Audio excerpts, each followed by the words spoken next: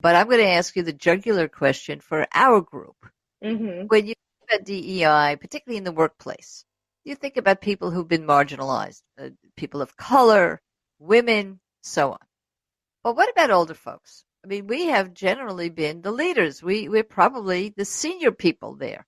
But very recently, we know that we're marginalized and we're on our way out. How much, in your experience of training and working with corporations and businesses, have you seen the emphasis on age as opposed to, say, color, race, and gender? Great question. I'm so glad you brought it up. And when we look at organizations today, there's something like five different generations within a workplace.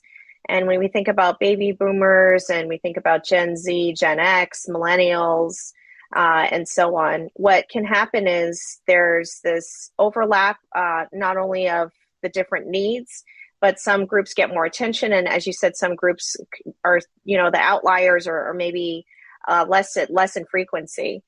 And so my work around DEI also has to do with a phenomenon called employee resource groups. And they are known as ERGs. And they are groups based in organizations around identity groups. It could be race, it could be gender, but it also could be generation. And what we're seeing at organizations is that there are multi-generational employee resource groups. There's some for early retirees. And I want to say that there's definitely a need for more attention to older generations, to cross generational mentorship.